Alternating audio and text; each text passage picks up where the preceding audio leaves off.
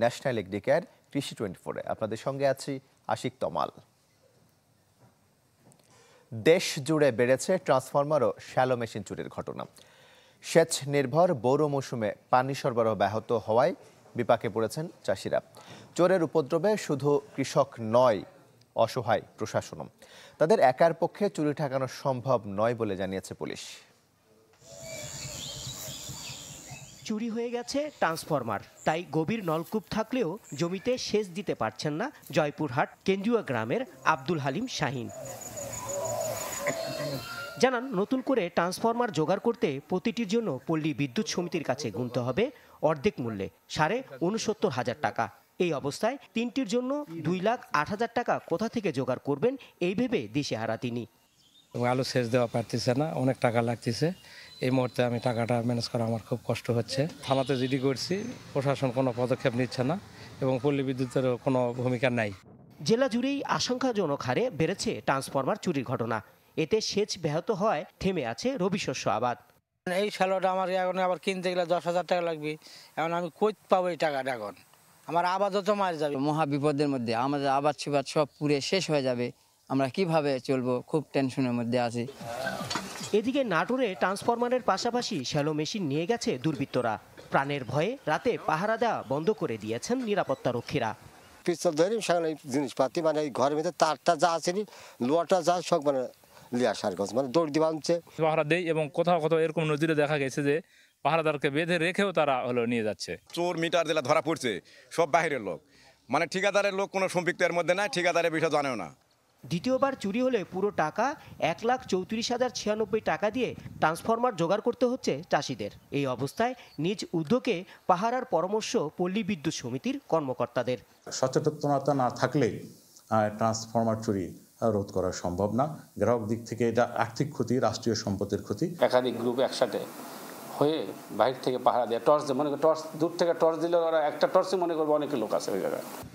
উদ্বিগ্ন কৃষকদের প্রশাসনের দ্বারস্থ হতে বললেন কৃষি কর্মকর্তারা।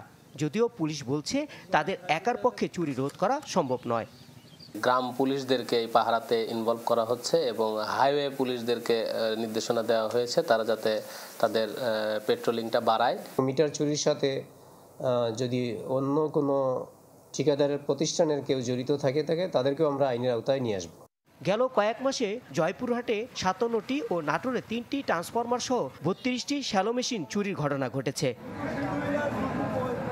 Desk report, channel 24। বরিশালে দিনে দিনে কমছে খেজুর গাছের সংখ্যা। ইটের ভাটার জ্বালানি হিসেবে দেদারসে ব্যবহারের কারণে এখন তা বিলুপ্ত প্রায়। এতে রস সংগ্রহে ভাটা পড়ার পাশাপাশি শূন্যের কোটায় নেমেছে গুড় উৎপাদন। জীবিকা সংকটে অসংখ্য মানুষ। বিষয়টির তেমন গুরুত্ব নেই কৃষি সম্প্রসারণ অধিদপ্তরের কাছে। বরিশালের কাউনিয়ার সুরুজ খেজুর গাছের রস সংগ্রহ করা তার পেশা। অনেকটা শখের বশেই বাবার এই পেশা ধরে রেখেছেন তিনি। খেজুর গাছের শরীর চিরে ফোটায় ফোটায় জমা হওয়া রস সংগ্রহ করেন শীতের ভোরে। কুয়াশা মাখানো সেই রস খেতে ছুটে আসেন সব বয়সী মানুষ। কিন্তু এই মৌসুমী জীবিকায় আয় রোজগার নেই আগের মতো। সুরুজের দাবি, গাছ কমে যাওয়ায় এখন আর তেমন রস সংগ্রহ করতে পারেন না। আগে যে দাম পাইতো আমার ব্যবসা ছাড়া ব্যস্ত যে টাকা ইনকাম করতো, কিন্তু এখন আমি যে গাছ কাটে অতটা আমি পাইতেছি না, টাকা পাইতেছি না, আর অতটা ইনকাম পাওয়া হয় না। নানান কারণে গাছের সংখ্যা কমেছে বলে জানান স্থানীয়রাও। বলছেন যা রস পাওয়া যায় তাতে কোনো মতে কাঁচা রসের স্বাদটুকু নেওয়া ছাড়া আর কোনো স্বাদ মেটানো যায় না বললেই চলে। আমাদের বরিশালে তো রস অ্যাভেলেবেল না, চাহিদার তুলনায় খুবই কম উৎপাদন হয়, যার ফলে এখানে গুড় তৈরি করা হয় না, এখানে শুধু রস দিয়ে পিঠা তৈরির জন্য নেওয়া হয়। খেজুর গাছের সংখ্যা কম, তো এই জন্য গুড়টা সচরাচর তৈরি হয় না। খেজুর গাছের সংখ্যা নিয়ে তেমন গুরুত্ব নেই কৃষি সম্প্রসারণ অধিদপ্তরের, যদিও জনসচেতনতা তৈরির জন্য কাজ করছেন বলে দাবি এই কৃষি কর্মকর্তার। খেজুর গাছ লাগানোর ব্যাপারে মানুষকে উদ্বুদ্ধ করছে। আমাদের একটি প্রোগ্রাম আছে তাল খেজুরের গাছ রোপণ, সেই প্রোগ্রামের আলোকে আমরা বিভিন্ন জায়গায় এটা কার্যক্রম করে যাচ্ছি। জেলায় ঠিক কয়টি খেজুর গাছ আছে তার কোনো তথ্য নেই কৃষি সম্প্রসারণ অধিদপ্তরের কাছে। 1000 খানেক থাকতে পারে বলে ধারণা তাদের। Kawsar Hossain Rana, channel 24, Barishal. National Agricare কৃষি 24 নিচ্ছে একটা বিরতি, ফিরছে একটু পর, সাথেই থাকুন।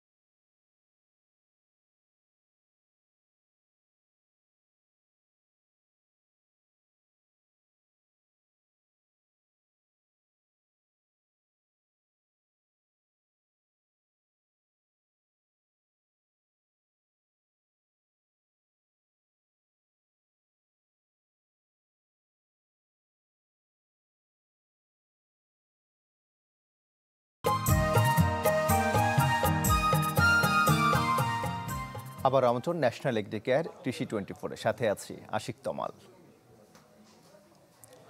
একসময় বাংলার নদী খাল বিলে পাওয়া যেত নানান প্রজাতির মাছ, যা প্রাণীজ আমিষের একটা বড় অংশে যোগান দিত। কিন্তু ভিন্ন এক চিত্র দেখা যাচ্ছে বর্তমান অনেক জায়গায়। যেমন নিষিদ্ধ চায়না জালে অবাধে মাছ শিকার চলছে রাজবাড়ীর পদ্মবিলে। 20 থেকে 25 হাত লম্বা চায়না জালে আটকা পড়ে ছোট বড় সব ধরনের মাছ। এতে বিলুপ্তির পথে দেশীয় প্রজাতি, যদিও ব্যবস্থা নেয়ার কথা জানালেন মৎস্য কর্মকর্তা।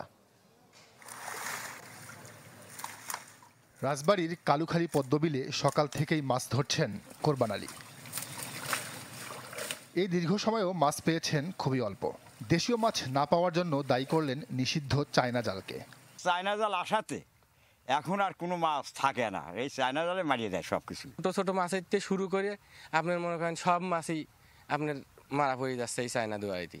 স্থানীয়দের দাবি, চায়না জালে মাছ ধরার কারণে গেল কয়েক বছর ধরে কমেছে দেশীয় মাছের উৎপাদন। চায়না দুয়ারির কারণে কোনো মাছই বংশ বিস্তার করতে পারতেছে না। আর সবচেয়ে বড় সমস্যা, বিলে পানি থাকে না। শুধুমাত্র টাকি এবং পুঁটি মাছ, এই দুইটি মাছই পাওয়া যায়, বাদ বাকি মাছ কিন্তু পর্যাপ্ত পরিমাণে পাওয়া যায় না। যদিও দেশীয় মাছ রক্ষায় নানা উদ্যোগ নেওয়ার কথা জানালেন মৎস্য কর্মকর্তা। নিষিদ্ধ যে সমস্ত জাল ব্যবহার করা হচ্ছে, আমরা সেখানে সর্বসময় তৎপর আছি। এটা আমাদের বিভিন্ন উপজেলার কর্মকর্তাদের নির্দেশ দেওয়া আছে বেআইনি জাল দেখা মাত্রই সেটাকে বিনষ্ট করার। 20 থেকে 25 হাত লম্বা চায়না জালে আটকা পড়ে ছোট বড় সব ধরনের মাছ। Desk report, channel 24। ফসলের রোগ নিয়ন্ত্রণে এআই বা কৃত্রিম বুদ্ধিমত্তার দিকে ঝুঁকছেন কেনিয়ার কৃষকরা। বলছেন এই প্রযুক্তির মাধ্যমে সহজেই রোগবালাই ও ক্ষতিকর কীটপতঙ্গ শনাক্তের পাশাপাশি মিলছে প্রতিরোধের উপায়। শিমুল আলু গাছের পাতা পর্যবেক্ষণে ব্যস্ত রোজলেক আকোচি। মোবাইল ফোনের মাধ্যমে চলছে ফসলের স্বাস্থ্য পরীক্ষা। পশ্চিম কেনিয়ার এই কৃষানী বলছেন, কৃষি চর্চা ও ফলন বৃদ্ধিতে জাদুকরী সমাধান দিচ্ছে স্থানীয় একটি অলাভজনক সংস্থা উদ্ভাবিত অ্যাপ। আগে 1 একর জমিতে মাত্র 5 ব্যাগ কাসাভা উৎপাদন হতো। বেশিরভাগই ছিল শুকনো ও রোগা। প্রযুক্তি ব্যবহারের পর এখন সমপরিমাণ জমিতে ফলন মিলছে 200 থেকে 250 ব্যাগ। আকোচির মতো ক্ষুদ্র কৃষকরাই উৎপাদন করছে আফ্রিকার 80% খাদ্য। তবে সম্পদের অভাব, অদক্ষতা, সাথে জলবায়ু পরিবর্তন ও রোগবালাই ক্রমেই দারিদ্র্যের দিকে ঠেলে দিচ্ছে তাদের। এসব প্রতিবন্ধকতা কাটাতেই কৃত্রিম বুদ্ধিমত্তায় নজর দিয়েছে উদ্যোক্তারা।